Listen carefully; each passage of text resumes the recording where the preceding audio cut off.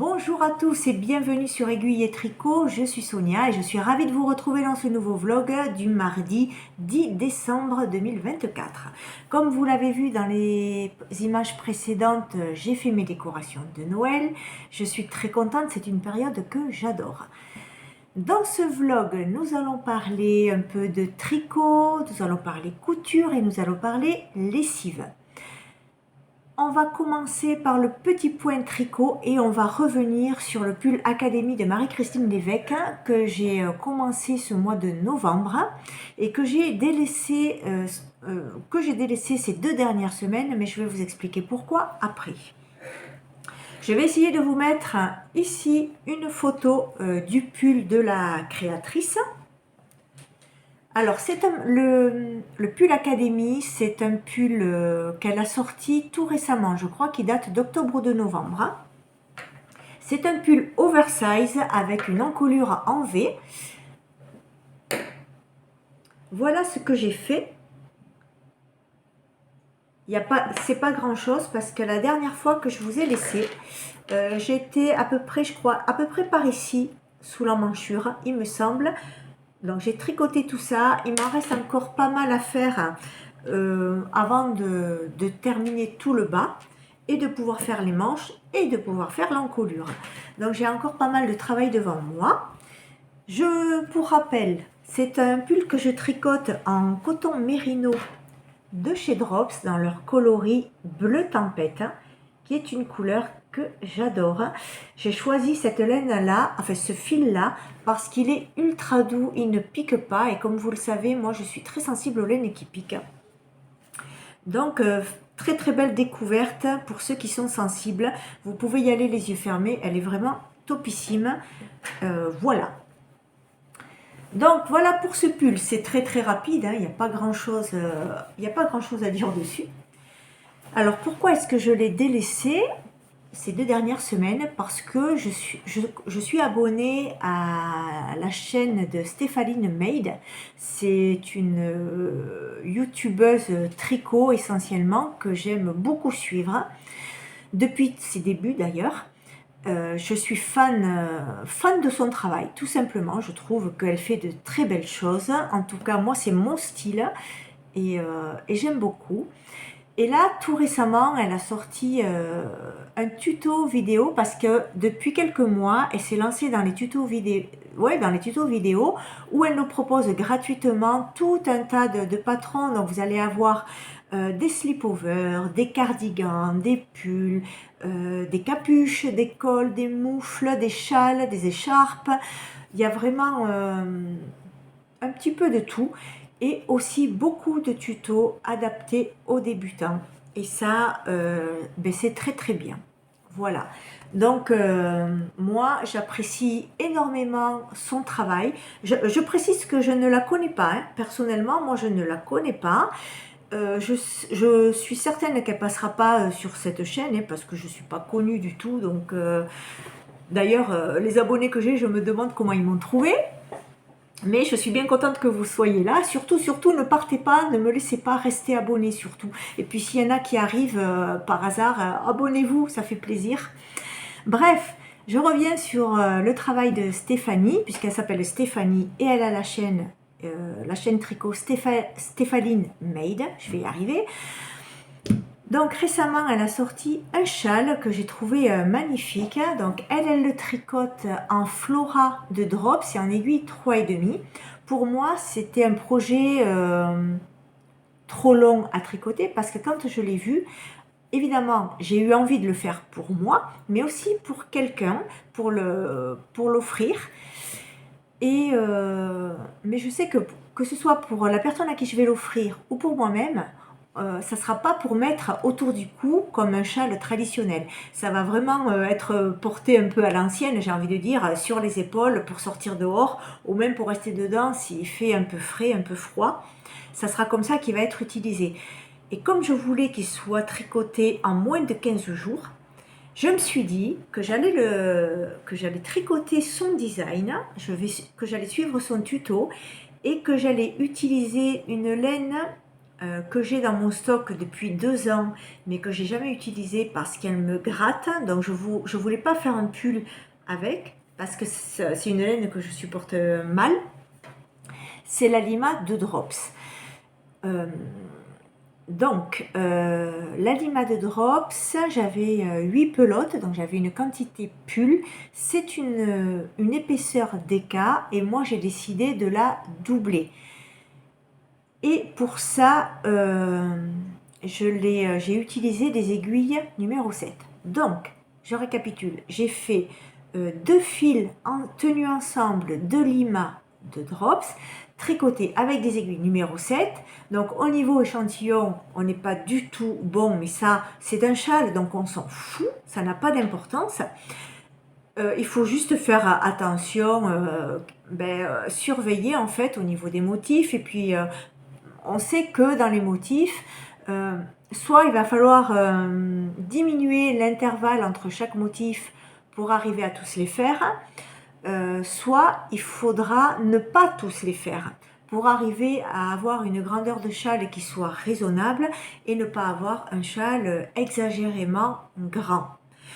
C'est ce que moi j'ai fait, c'est-à-dire que par exemple quand elle disait qu'entre 2 motifs il allait falloir tricoter 10 rangs de jersey, moi j'en tricotais que 6 par exemple. Et la dernière section de motifs du châle, moi je ne l'ai pas réalisée parce que je n'allais pas avoir assez de laine, et de 2, mon châle aurait été beaucoup trop grand, ça n'aurait pas été joli.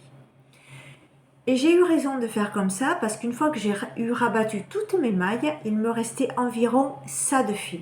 Donc c'était vraiment Just de chez Just.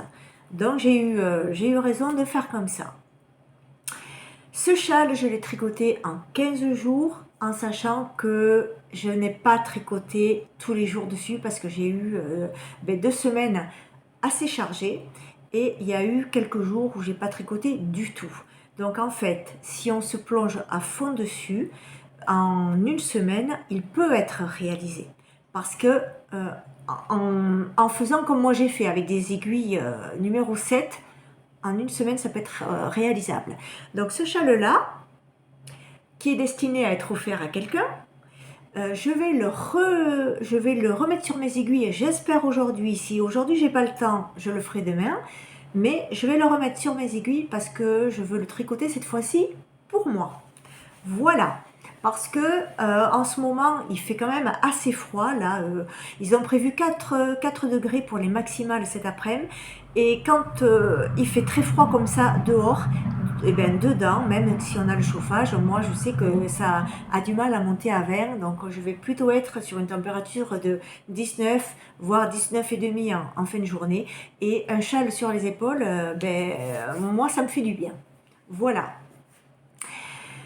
Là, j'ai mis le châle à laver et donc je vais faire la transition sur comment je lave mes tricots. Et donc c'est là qu'on va parler de lessive.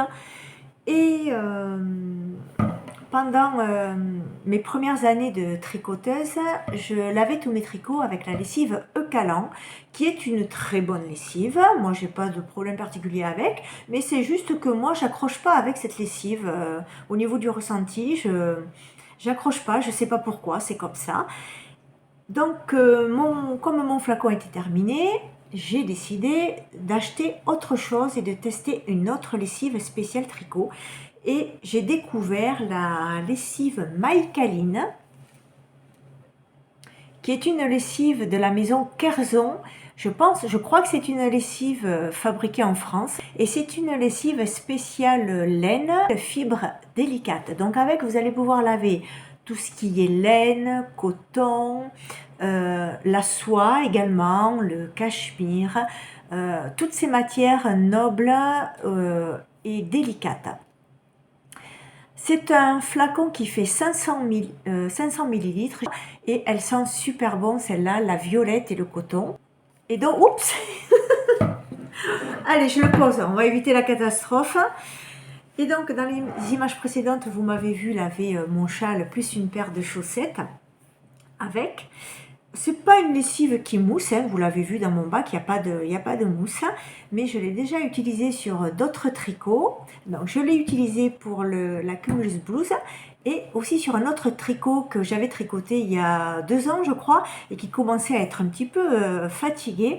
Et bien, cette lessive, c'est là où elle est bien, c'est qu'elle va redonner vie aux laines qui vont être fatiguées un peu par le temps. Alors c'est sûr, vous n'aurez pas un pull à l'état neuf. Hein, on s'entend bien là-dessus, mais on voit quand même que ça ravive très bien les mailles et on voit que ça fait du bien à la laine, tout simplement. Et c'est pour ça que j'aime beaucoup cette lessive. Et puis ça sent super bon et l'odeur reste sur le tricot, même une fois rincé. Oui, je précise, c'est une lessive qui se rince. Je le précise parce que le Calan est une lessive sans rinçage. Celle-ci ne l'est pas, il faut la rincer. Donc, moi, je lave mes tricots à la main et je t'embouille pas comme ça, je fais pas tac, tac, tac, comme on peut voir parfois, parce que ça vraiment, ça dégrade la maille, ça la détend et ça déforme le tricot. Donc ça, moi, j'évite, je fais pas.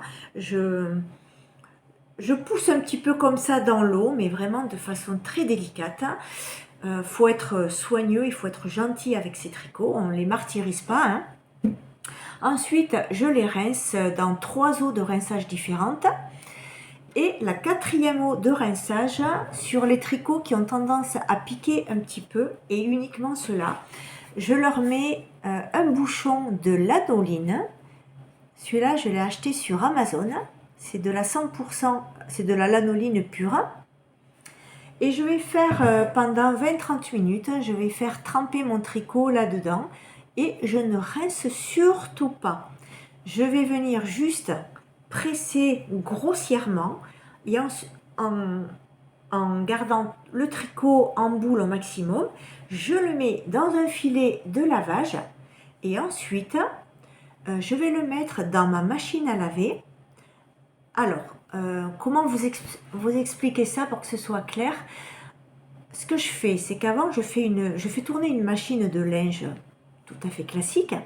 Et quand le programme de lavage est terminé, je ne sors pas le linge de la machine, je le laisse. Comme ça, le tricot que je viens de laver et que j'ai mis dans son filet, je vais le mettre dans le tambour de la machine avec le linge qui a déjà dedans et qui lui est déjà lavé. Et je fais un deuxième essorage. Ça permet à mon tricot d'être vraiment très très bien essoré et de sécher très rapidement, c'est-à-dire en 2 jours le tricot il est sec. Moi je fais comme ça. Pourquoi est-ce que je mets pas le tricot seul dans le tambour de la machine? Tout simplement parce qu'il n'y a pas assez de poids dans le tambour et que l'essorage ne veut pas se faire. C'est comme ça sur la mienne, je ne sais pas si c'est comme ça dans toutes, mais en tout cas pour moi c'est comme ça, donc j'ai trouvé cette astuce là. Voilà pour la lessive. J'ai terminé. Ouais, là j'ai terminé. J'ai plus rien à vous montrer. Là, ce que je vais faire là maintenant tout de suite, je vais aller faire de la couture parce que j'ai commencé une combinaison en lin pour le printemps-été, donc on est complètement hors saison, mais je m'en fiche parce que j'avais très envie de la coudre, alors moi je me fais plaisir. Et j'ai eu des petits soucis avec les manches parce que je me suis rendu compte, c'était quoi, il y a 15 jours là que je l'ai commencé. La semaine dernière, j'ai pas du tout cousu, j'ai pas eu le temps. Et il y a 15 jours, quand je l'ai commencé, au moment de coudre les manches, sur une manche, je l'ai cousu à l'envers. Je m'en suis voulu d'avoir fait ça parce que c'était clairement un manque de concentration.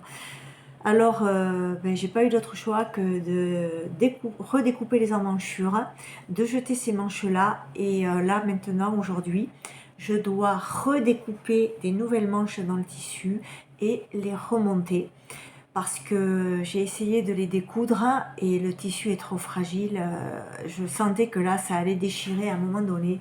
Donc, j'ai préféré stopper, ne pas faire d'erreurs supplémentaires. Ça suffit comme ça. Et je vais faire ça. Donc, je vous dis, je ne sais pas si j'aurai le temps de vous reprendre plus tard aujourd'hui. Si ce n'est pas le cas, je vais vous reprendre dans quelques jours. Et moi, je vais aller faire ma couture. Je vous dis, eh bien, à bientôt.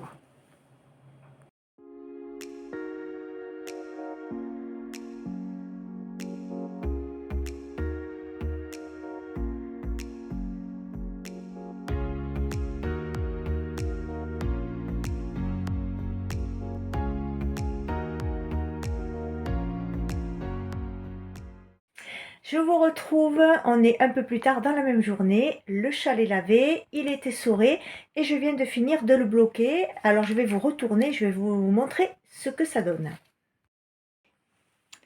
Et voilà la bête étendue sur son tapis, il est vraiment très très grand. Normalement, Stéphanie prévoit qu'il fasse 1,80 m. Et là, une fois étendu, j'ai pas mesuré, mais je pense qu'il fait un peu plus d'1,80 m. Ce qui est grand, mais c'est ce qu'il faut. Pour un châle porté sur les épaules, il faut bien ça. Alors, moi je le trouve joli. Il est moins joli que celui que Stéphanie, ça, on est bien d'accord, parce que sur le mien, il y a des loupés, on les voit très très bien. Le motif ici de dentelle est correct sur ce côté. En revanche, de ce côté, je ne sais pas ce que j'ai fichu, je me suis loupée. Sinon, pour les nops, ça va, je me suis bien débrouillée. Le reste, c'est des lignes de points ajourées. Là aussi, il n'y a pas eu de problème particulier. Et comme je vous le disais tout à l'heure, j'ai dû supprimer une section de motifs pour que mon châle puisse avoir une taille raisonnable. Voilà, j'ai retrouvé l'étiquette que je viens de faire tomber. Il s'agit bien, je vais la mettre à l'endroit, de la Lima de Drops dans son coloris numéro 90-18, si ça vous intéresse. Et moi, je vais aller continuer de coudre ma combinaison. Il est déjà 14 h, donc j'aurai pas le temps de faire tout ce que j'avais prévu pour aujourd'hui, mais c'est pas grave. Je continuerai demain si je peux. Et je vous dis, je pense à demain ou dans quelques jours. Allez, à plus. Nous sommes jeudi 12 décembre et je reviens pour clôturer ce vlog et faire un petit point rapide tricot et couture. En ce qui concerne le tricot, voici le nouveau châle que je viens de monter. Il s'agit du châle mousse de Stéphanie Meide qu'elle a sorti aussi tout récemment. Je le tricote en double DK. Et avec de la Charisma de Drops, je vais vous montrer ça tout à l'heure. Les seules modifications que j'ai apportées à ce modèle, c'est les augmentations au niveau des bordures, parce que moi je voulais que ce soit en trou-trou, tout simplement. J'ai mis un marqueur pour me repérer l'endroit du devant. La laine, il s'agit d'un bleu marine, c'est le coloris numéro 37. La Charisma est assez douce. Là, vous avez la Lima qui gratte beaucoup, je trouve. La Charisma gratte beaucoup moins et c'est une laine que je trouve étonnante parce qu'elle se modifie aussi bien au lavage qu'au porté. C'est-à-dire que plus je vais le laver, plus la fibre va devenir lustrée et les mailles seront bien définies. Et au porté, elle va gratouiller au tout début et après, avec la chaleur du corps, la laine se réchauffe et elle s'adoucit pour ne plus gratter du tout. Donc voilà pour le châle, c'est très rapide parce qu'il n'y a pas grand chose à dire. Voilà, si vous voulez plus d'informations, allez sur la chaîne de Stéphanie Meide et vous aurez le tuto gratuit, vous aurez tout. Et pour la couture, donc voilà la combinaison que je viens de terminer et que j'ai cousue en laine viscose de chez Dressenstoffen dans leur coloris terrestre ou terracotta, je ne sais plus. Terracotta peut-être. Hein. Moi j'ai fait une version simplifiée, c'est-à-dire que normalement elle est prévue pour être portée avec tout un tas de passants et des poches plaquées. Moi j'ai voulu une version tout à fait simple avec une ceinture à la taille. On a des parmentures pour finir l'encolure, une fermeture éclair dans le dos qui descend jusqu'en dessous de la taille et des manches en 2 étapes. Premier morceau ici Et deuxième morceau ici qu'on vient coudre pour faire un genre d'ourlet assez large. Voilà.